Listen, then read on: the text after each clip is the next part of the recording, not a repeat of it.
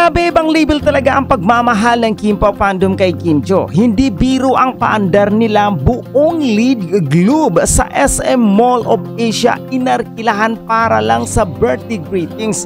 Sobrang loud at proud, talagang hindi nagpahuli sa pagpaparamdam ng suporta at pagmamahal, lalo na sa tambalan nila ni Paolo Avellino. Tapos may palibreng movie ticket pa sila para sa My Love Will Make You Disappear. Hindi lang para sa mga solid fans, kundi pati sa casual viewers and generous. Sobrang solid ng fandom na to, parang sila na ang benchmark pagdating sa suporta. Hindi na rin nakapagtataka kung bakit nag-viral agad ang paandar nila. Hindi lang ito simpleng birthday greeting, kundi isang malaking patunay kung gaano kalalim at katapat ang pagmamahal ng fans kay Kim Chiu at sa tandem nila ni Paolo Avellino. Yung effort na inarkilahan ang entire lead globe sa MOA, abay hindi mura yan. Ibig sabihin, handa silang gumastos at gumawa ng paraan para lang iparamdam kay Kim kung gaano siya kahalaga.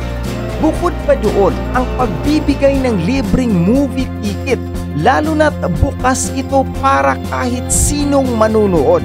Hindi lang hardcore fans, ay isang magandang paraan para ipromote ang pelikula at ipalaganap ang kilig at chemistry ng Kim Pao tandem.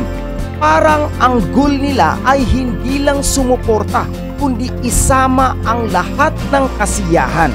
Sa totoo lang, ang ganitong klase ng fandom ay hindi lang masigasig, kundi organized at strategic. May puso, may utak, may budget. Kaya masasabi ko, inspiring ang fandom na to. Nakakatuwa makita na may mga taong handang magbigay ng effort at pagmamahal sa mga iniidolo nila. Hindi lang para sumikat sila, kundi para ipadama na may mga taong tunay na naniniwala sa kanila. Ang Kim Pao fandom, tulad ng ipinakita sa paandar na ito, ay hindi lang active sa on-ground event, kundi sobrang lakas sa social media. Viral agad ang mga ganap nila, may sariling hashtag, trends at madalas ay may coordinate effort. Sa panahon ngayon, ang lakas ng social media presence ay may direktang epekto sa box office success at endorsement opportunities. Yung ginawa nilang pag-globe greetings at libreng ticket giveaway, para silang mini PR team ng pelikula. Gumastos at gumawa ng promo gaya ng mga ginagawa ng mismong production team. Dahil dito, mas tumaas ang anticipation sa mga project, mas dumami ang nanunood at mas lumawak ang audience. Ang ganitong klaseng support system ay may epekto rin sa personal na moral ng mga artista. Imaginein mo lang si Kim Chiu na makikita yung pangalan niya sa isang napakalaking screen sa MOA. Tapos milyon-milyon ang nakakita. Siyempre nakakataba ng puso yon. Mas na-motivate silang galingan pa at mas nagkakaroon ng deep connection sa mga fans. Kapag ganito ka-solid at organized ang isang fandom, may potensyal rin sila na gumawa ng community project or charity work in the name of their idols. Madalas nangyayari ito ngayon. May mga fans na nagdo-donate sa name ng celebrity, nag-organize ng feeding program, etc. Hindi lang kilig kundi may social impact na rin. So biyan sa paandar at papansin, ang ganitong balita ay nagpapakita kung gaano naka-involved ang mga fans ngayon. Mas empowered, mas involved at mas may boses sa entertainment landscape. At simulan nga natin yan sa pagbabalik ng ating Chinita Princess na si Kim Chiu. Okay, sa It's Showtime. So mga kachika, sa episode ngayong araw ng It's Showtime, presenta ulit si Kimi. Kaya naman mga kachika, nagbubunyi lahat ng mga Kim Chiu fans, mga Kim Pao fans, and even yung mga madlang people sa studio or mapa-online. Talaga mga kachika, excited na excited sila nang nakita ulit nila ang ating Chinita Princess. Actually, kung susuma-sumahin mga kachika, halos 2 nakaraang linggo wala si Kimi sa It's Showtime eh. Diba? Yung entire last week wala si Kimi, and then yung week before that, halos wala rin buong linggo si Kimi mga kachika, diba nga dahil busy siya, diba, sa pag-promote ng kanilang movie ni Paolo na My Love Will Make You Disappear. Kaya mga kachika, ngayon lang ulit si Kimi nakabalik, okay, sa ating paboritong noontime program. So kanina mga kachika, binati kaagad siya ng kanya mga fellow It's Showtime host,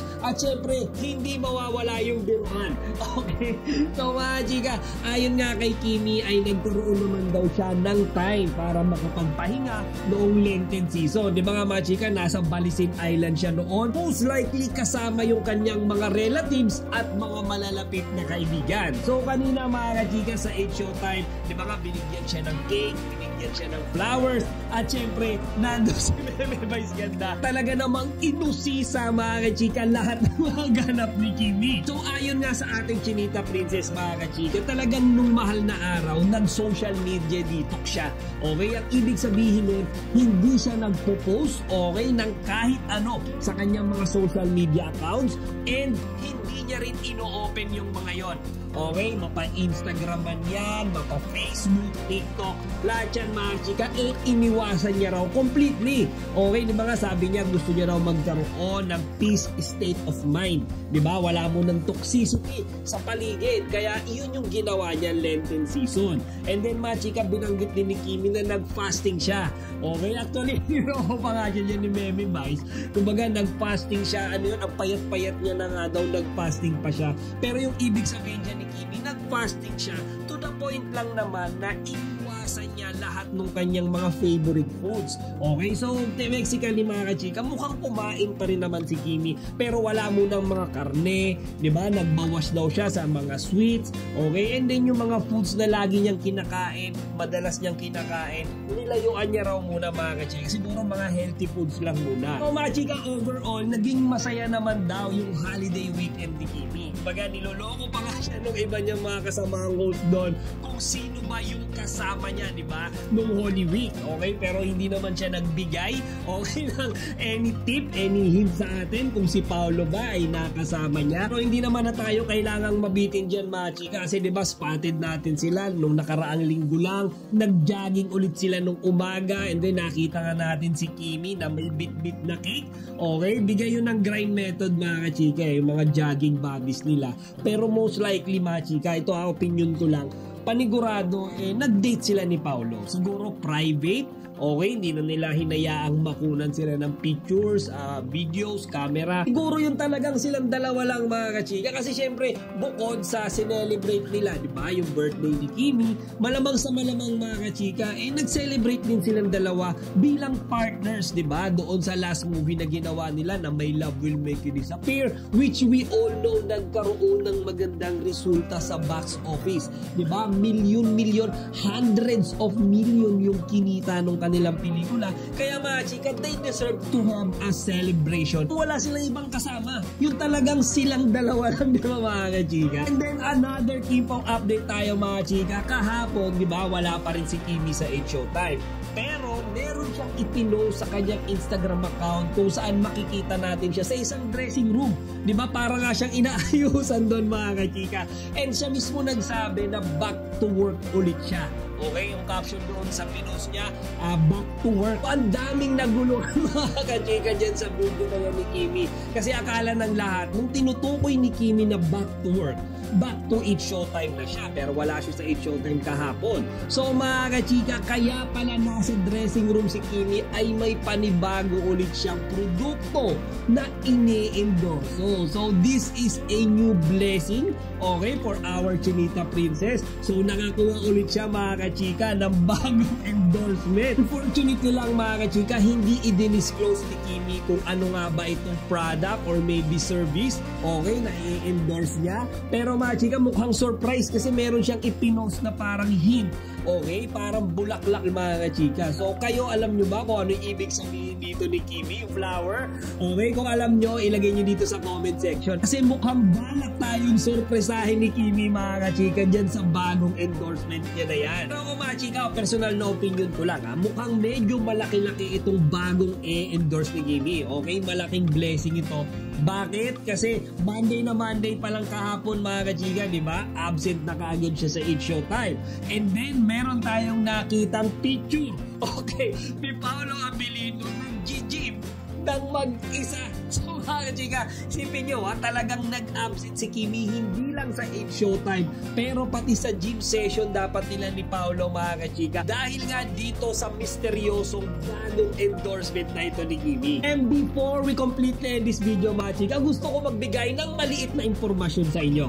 Okay? Ito ay ibinasi ko sa mga investigasyon na ginawa ng mga Kim Pao community, mga Kim Pao fans online, kung saan, mga kachika, napatunayan nila na yung picture na ipinost ni Paolo sa kanyang Instagram account, mga kachika, if you could still recall nung birthday ni Kimi, di ba? Merong ipinost si Paolo na picture ni Kimi kung saan nakasuot siya ng parang blue, okay, na dress na parang bulaklakin. So mga kachika, ang dami kasing nag-investigate yan sa picture na yan.